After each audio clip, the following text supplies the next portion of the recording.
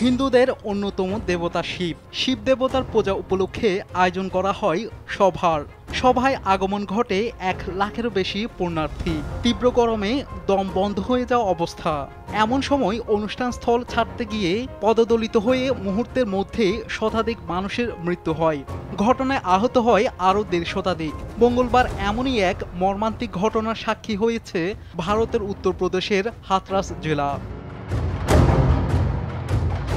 প্রাথমিক তদন্তে জানা গেছে এ ধরনের ধর্মীয় জমায়েত, যেগুলোকে সৎসঙ্গ বলা হয়, সভার আয়োজকরা অনুমতি নিয়েছিল 80,000 মানুষের।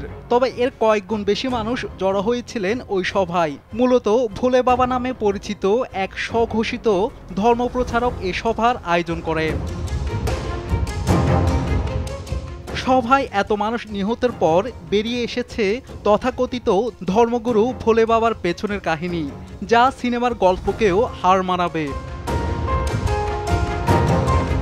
ভোলে বাবা নামে ওই ধর্মগুরু ইফটিজিংয়ের দায়ে পুলিশ কনস্টেবলের চাকরি থেকে বরখাস্ত হয়ে কারারুদ্ধ হয়। পরে জেল খেটে বেরিয়ে হয়ে ওঠেন ধর্মগুরু। ওই স্বঘোষিত ধর্ম প্রচারকের খোঁজে তার কয়েকটি আশ্রমে তল্লাশি চালাচ্ছে উত্তরপ্রদেশ পুলিশ।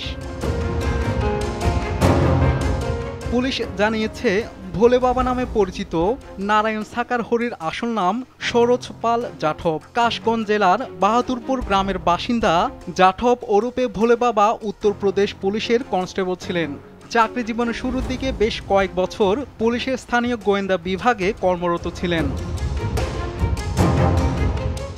প্রায় 28 বছর আগে ইফটিজিংয়ের অভিযোগ দায়ের করা হয় তার বিরুদ্ধে। প্রথমে সাসপেন্ড করা হয়েছিল জাঠবকে, পরে বরখাস্ত হন তিনি। ওই ইফটিজিংয়ের ঘটনায় বেশ লম্বা সময় জেলে ছিলেন সরোজ পাল জাঠব। কারাগার থেকে বেরিয়ে এসে বাবা রূপ ধারণ করেন তিনি। বরখাস্ত হওয়ার পরে সরোজ পাল জাঠব আদালতে গিয়েছিলেন নিজের চাকরি ফিরে পেতে। আদালত চাকরি ফিরিয়েও দিয়েছিল, কিন্তু 2002 সালে আগ্রা জেলায় কর্মরত অবস্থায় স্বেচ্ছায় অবসর নেন জাঠব। এরপর তিনি ফিরে গিয়েছিলেন নিজের গ্রামের বাড়িতে। কিছুদিন পরে তিনি দাবি করতে থাকেন সরাসরি ঈশ্বরের সঙ্গে কথা হয় তার। ওই সময় থেকেই নিজেকে ভোলে বাবা হিসেবে তুলে ধরতে থাকেন জাঠব। শাহাদাত শাওন, RTV।